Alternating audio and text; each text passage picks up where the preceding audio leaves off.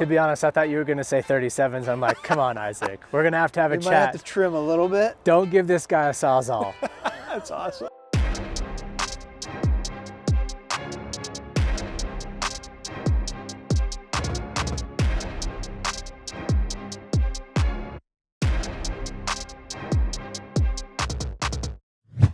Hey guys, Isaac back with another video. If you've been watching our videos recently, you probably know Andrew from Toyota, and he's graciously given us a little bit of time today to talk about the all-new, long-awaited Land Cruiser behind us. So thank you, Andrew. Absolutely. Appreciate your time. Absolutely. Can you give us a little rundown of Land Cruiser, what happened the last few years, kind of what's the scoop with this one type of thing? Yeah. So you've heard a lot about different series, like 60 series, 80 series, all that, right? So there's lots of different series that have occurred. Our previous gen, the Heritage Edition that we ended a few years back, was the 200 series Land Cruiser.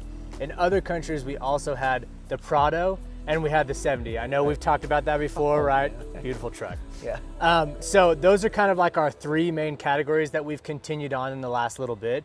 The 200 moved on to the 300 series, which is, in the US, we see it as the LX600. Okay. Other countries get that 300 series. And then we've never had a 70. They still make them everywhere else, just mocking us. And then we had this Prado come in. So this is the 250 series is what we now brought over. And we're calling it the Land Cruiser because we've only had that badge here in the States, so that's what people are familiar with. But it's the 250 series, so it's just below 300 series. 300 series still exists, we just don't have that here in the States under that badge. Again, LX600. And then the 70 series is kind of that commercial underpinning one. So this is kind of that in between. You can see size-wise, it's right in between. Right, makes sense. Yeah. So is this at all similar to like the new GX that was just unveiled, the 550? Yeah, so when we talk about that TNGA F platform, they're all sharing that platform. Tacoma, Sequoia, Tundra. The GX, you can see body lines very similar to that. And that's kind of the same idea as the LX600 and Land Cruiser 300. Those similarities, we're gonna see the same thing with this 250 and the GX. Again, similarities, they are different, but that core platform is gonna be shared. Yeah, and I know that the Land Cruiser was like officially released, what, a month ago? Yeah. But this is technically the first edition. Yes. No one's ever seen it before. This is my first time seeing it. It's everyone's We're gonna first learn time together. seeing it. Like, and it's at Overland Expo, it's pretty cool. Totally. So give me a little rundown of like the different trims, models, what is available for Land Cruiser? Yes, so initially we've got three. We've got first edition, which we see here. We've got the Land Cruiser, and then we have the Land Cruiser 1958. So kind of, when I say base, we're not talking about like stripped, but the lowest grade is the 1958, then we have Land Cruiser, then we have the first edition. Okay. So you can see on the first edition, we've got round headlights on that. That's also what we have on the 1958. Right, I was noticing that. So the first edition's, it's unique and it's cool because it's kind of like fully loaded, all the stuff from the regular Land Cruiser, but you get some of that 1958 styling on there, which I'm a fan of. Right. Right now, there's 5,000 of them that are going to be made. Okay. I don't know what that looks like in the future, but this is for our first model year, 5,000 first editions, and then some other number of the other two grades. Okay, so not 5,000 total. Yeah, just 5,000 just the first edition. And 5,000 in 1 year, the first year too? Yes, of the first edition is what we're talking about. And then the other two grades, I don't know what the volume is on those, but I'm guessing there'll be more than 5,000. But we'll still get those also first year? Yes, yeah, all three will be available. And then we just know what the production is on first edition is limited to 5,000. Cool. Yeah. Well, you mentioned the front end, like the headlights and the unique heritage styling. Yeah. So maybe we'll walk around over there and Totally. we'll talk front end first. Okay. Okay. All right, so we've moved over to the front end. There's a lot to unpack here. Totally. And it's like, it screams heritage. Right. Why? Kind of explain that to me. Yeah, so obviously the goal of this vehicle is for people to get out and use it, right? Yeah. We love the 200 series, it's a great truck, but it's also pretty big. Yeah. So we've narrowed this one down, and when I say we narrowed it down, we didn't take a 300 and make it smaller. This is the next version of the Prado, which is inherently smaller, right? So it's a little bit smaller. We've got nice approach angles, shorter front, shorter back. The front end, there's a lot of different models that we kind of see here. Round headlights, obviously I've got an older 70. It's got round headlights. We had those in 60 series. That nice big heritage kind of badging on the front, the Toyota. And then the turn signals, that's just like a 70 series. So really depending on the grade, you're getting a heavy mixture of 60 series and 70 series in the styling, depending on the grade you go to. When you go to the rectangle projector headlights on the Land Cruiser grade, that one is really at that FJ62 with the square headlights in the front, what they're trying to pay homage to. So a couple of different vehicles in there. It's not like one specific one. In this one, I see 70 series a lot because of the turn signal layout and the round headlights. I love it. And they're projector headlights, so they're actually good round headlights. But yeah, with the badging, the square grille, everything kind of pronounced in the front, and it curving around to the center is really, it's just what we've seen in all these old Land Cruisers. And I noticed too, like, we've got cameras here. Yes. We've got some real unique fog lights. And this approach angle, I mean, it looks probably the best in the whole Toyota lineup. Totally. It's a really short front end compared to what we usually see. And I think that is trying to keep that what the Land Cruiser has been. The goal is it can go anywhere. It's rugged. And even though it may look unexciting, it will get you to where you're trying to go. And part of that is by having clearances like that. So that front camera is going to come in clutch because with the body dimensions and things like that with safety, you're going to be able to see what's right in front of the vehicle. And can you do it without it? Of course you can. You've been doing it this whole time. But is it okay with it? Yes, I'll take that. What's that system called again? So we call that multi-terrain monitor. That comes with that multi-terrain select system. Again, all that is on these vehicles. It's not, with Tacoma, you get into the off-road package to get to some of that. This one, all of it has it. All of them have rear differential locks. All of them have that kind of stuff. Disconnecting sway bar on this one on first edition? On first edition and on Land Cruiser, 1958 does not have that. But yes, the two higher grades have sway bar disconnect mechanism is what it's called. There's a little button that says SDM on there. That's pretty neat. Yes. And I know we can't go inside to actually show it, but these fog lights, do these also toggle between colors? Yeah, so a lot of what we saw on Tacoma, again, that shared platform, we're gonna see some of that same white and amber changing. The sway bar disconnect is the same style of mechanism. So it's kind of nice because we get some extra shared platform. It helps when people are using things and putting out different accessories, it kind of can apply to more vehicles. So I'm happy about that. Let me ask this. Because we polled some of our followers and everyone's wondering, just like the Tacoma. Can you take kind of this air dam type of thing off, or is this kind of how it is? So you can see that really it's only in front of the wheels. It's smaller than Tacoma, but it's still there. It's not a mustache, it's just whatever's on the side. What I will say is everything on this truck was put together. I think that is the goal, that it's very easy for you to take it off. I think it's like 8 10mm bolts to pull that off. So it's going to be simple enough to pull off, but it's a significant improvement in fuel economy. So the goal is to make it easy enough to say, okay, I'm going to go do a trail, let me pull these off, put it back on, do my 4-hour drive home, whatever, So you said fuel economy. Do we know numbers yet? I wish we did, but we don't have them. We don't know numbers yet. When do you think we'll know? I think that our surprise was that they gave us MSRP when they launched this. So it's probably going to be a little bit longer till we hear for MPG because they gave us that. But when we see stuff for Tacoma, which we haven't seen, I think we'll be able to kind of get a gauge of where we're going to land with that, because we're going to see similar powertrains, that one motor hybrid. The difference is on this vehicle, we have full-time 4-wheel drive transfer case on it. So it's a little bit different, but I think you can get, okay, here's kind of where it's going to land.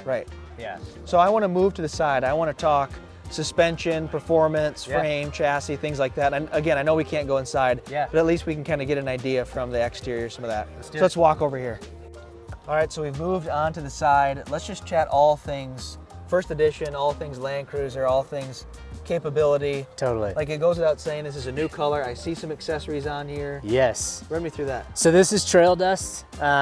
Trail Dust. Trail Dust is the color. Love the color. I also like that the roof isn't white, right? It's a little bit grayish. Is there a color for that? So when we have a color like this, it's got a color code, and usually that code is a specific bitone. So like when we have a Camry or a Prius that has a black roof and a regular color on that, we call it a bitone, and it's got a different color code, even though that base color is the same as one that's a full. But a lot of these colors are only available in the two-tone. So like the blue one we saw, in that Heritage Blue, it's only available with the separate color of roof. So the separate color of roof, you know, not a ton of people understand or maybe know like the heritage there too. Right. But Toyota's been doing this for a long time. What does this resemble? So if you look all the way back to like FJ40s, that's probably the most popular. Yeah. They have white roofs, but it's because it's like a cap. Right. So it's not necessarily like, oh, we want it to be white. I mean, maybe they did, but in general, it's like a fiberglass cap that's on the top of the vehicle. But it caught on and people loved it. Right. That's We like saw it on FJ Cruiser. Right. We saw it on that. Depending on the color, I think it looks great. Yeah. Some colors, I like it when it's the full vehicle, but it's always been around. Yeah. So is this a cap too? No, right? You just got to cut it. That's awesome. So as far as what we see on the side, I want to point out some of my favorites. Yes, please, please. So first of all, I love that there's rock rails available for this vehicle. Yeah. It's just a cool thing for the person who's doing some light off-roading. It's just ready to go. No brainer. Right? Love the mud flaps. Dude. Are they necessary? Probably not, but I'm all about that. A good mud flap. I'm happy that they have something that's built like this. And it's cool. There's a little strap there. Yeah, it keeps it from getting sucked into the tire, which means neat. it's nice and floppy. So when you come down, anyways. Yes. Love the It's love cool. the mud flaps. Thoughtful. Yes. And one of the big things that I think will be easily overlooked is the setup of the window and the rear view mirror. Okay. So you can see, it's kind of hard to tell. We should probably get some measurements at some point compared to like a 5th gen 4Runner, but the visibility out of this window is incredible. It feels like there's so much less of a blind spot compared to other modern vehicles that you sit in. It feels like the window is very tall, the A-pillar is very small, and you can see that the instead of most vehicles, you've got that rear view mirror mounted up on the glass frame. This one's mounted on the door, and I just feel like I can see so much when I'm sitting in the vehicle. And to me, that is like, if for nothing else, I love that they looked at that, because you get into new vehicles and every generation, it feels like I can see less and less, which is great for protection. We want that, but it's nice to just be able to know what's around the vehicle. So that is one of my favorite features, especially because on my 70, that is how it is. I can see everything. It has ridiculously sized windows. So I love that they put that on this vehicle. Well, that's what we all want for off-roading. We all want visibility. Right. But like you said, with modern safety, you know, protocols and things like that. Right. Like you gotta have all the airbags and all the things and all the protection. Right. But it does, I mean, not only do they dip down, not only is the mirror lower, I mean, the windshield is also like very and look at how far it goes up to the top, right? Normally you'd have a big sweeping thing. This is like all the way to the top of the roof. Exactly. So tons of visibility. Do I like having cameras? Absolutely. Yeah. But am I okay if I can just use my eyes without a camera? Totally. So. And speaking of cameras and mirrors, these mirrors, boxy, they remind me of FJ Cruiser. Yeah, just like 60 series. Just it's like a mashup of FJ Cruiser, 60 series, 70 series, all those. I love these mirrors. Yeah. And you get blinker, and is that a camera as well? Yes, so that's part of that multi-terrain monitor. So we've got the camera front, rear, and then on sides, and then it meshes that all together. And that's standard or just first edition? So that's going to be standard, because they all have that multi-terrain select on there. Cool. Yeah. That's incredible. Yeah. And then what do we have going on for, I know you mentioned frame, chassis, but what about suspension, wheel tire setup? You know, these fender flares and like fenders in general look big. Yes, you kind of extend we're extending the fenders, so you can see like the wheels are almost flat. The hub mounting surface is so far out compared to, again, I go back to the older Land Cruisers, they're like whoop, way inside, and you guys will get some crazy wheels. So it's a wide stance on there, which is really nice for stability. The frame wise, it was unique. We started with Tundra, but it's called Dejima welding. And basically they puzzle piece out all of the frame. And then they laser weld all those pieces together and form it. So you have the strength and rigidity where you need it, but you don't have all the extra weight that goes with it. And it's totally boxed in. Yeah, so when you look at the frame, it's just a regular box frame. You can see little lines, and on the inside, you'll have varying thicknesses based off where the strength needs to be. That's crazy. It's crazy. That's super cool. Like no one needed to do that, but they did it. So all of that adds in together. You got multi-link rear suspension. Obviously, it's independent front suspension. Same kind of thing as what we're seeing on the Tacoma. But with all those things combined, it's a home run. First edition, these tires look bigger than what we saw. I don't know if they are or not. Yeah. But so we do have different size tires on Land Cruiser and on first edition. 1958 has the smaller tires. probably, I told them, I'm like, well, that's fine. Put the cheapest, smallest tires. I bought the base one because I'm going to change everything. Right, you might as well. Yeah. Like, don't spend the money on the tires. Right. Yeah. So I don't know what the reasoning is for that, but there are smaller tires on the base 1958 model compared to the other two grades. And they're Michelins with, you know, like the whole Land Cruiser thing, like buying a 200, it was so quiet, so smooth. Michelin's made sense. Right. So I get it, you know, and these are a little bit more aggressive Michelins. Right. But I can't help but think, envision like a set of 33-inch ATs. Right. I feel like they'll fit too. Yeah, yeah. I mean, it's a huge wheel well. And the whole fender's pushed out. To be honest, I thought you were going to say 37s. I'm like, come on, Isaac. We're going to have a You chat. might have to trim a little bit. Don't give this guy a Sawzall. That's awesome. Yeah, the big open wheel wells, both in front and rear, is going to help. And not that we're making them big because we want people to put huge tires on it. The point is you can have full movability in there, whatever terrain, mud, snow, all that stuff, and it can clearance itself. So again, capability right out of the box. Right. Even if you leave the Michelins on it, Isaac, you'll live and you'll get there. Yeah. Oh man. So we covered off-road capability, we covered kind of the side profile, things like that. I know we can't go inside, maybe later, maybe we can, we'll see. See who we can pay off. See who we can snag. How much cash do you have on you? But I want to talk about the rear end a little bit. Yes. I know it's different than what most Land Cruiser people I know. are expecting. I A already bit know controversial, exactly. but I want to talk about it. Right, right. And I want to talk about like towing and that whole route because it is a bigger SUV. Yeah. People will be buying this to, you know, tow and haul and do things like that. Totally. So maybe we can just move around back and chat about that. Let's do it. All right, so rear end, like I said, the tailgate might be a hair controversial, or the lack thereof one. Right. But explain to me because like 200's different than this. Yes. This is not a, you know, it's not the same thing. So I'm going to tie this in a different way. 300 series was released before this, right? Yes. We've had that for a year or so. Yes. 300 series is what followed 200 series, and it has a hatch with no tailgate. Really? So if we're upset at anybody, we're upset at the 300 series. Got it. So the 300 led the coup. Exactly, right? Don't blame it on this one. It just followed suit. Right. But yeah, traditionally there's been like that top hatch and this little mini tailgate on Land Cruisers.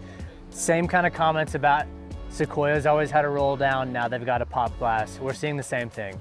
I think there's benefits to both. Yeah. Obviously it's nice to have a tailgate in some situations. This pop glass is really nice to use as well. I like this better than the big swing out that GX used to have. So again, I don't want it to turn into like, whoa, it could have been worse. Absolutely. That's not what we want to talk about.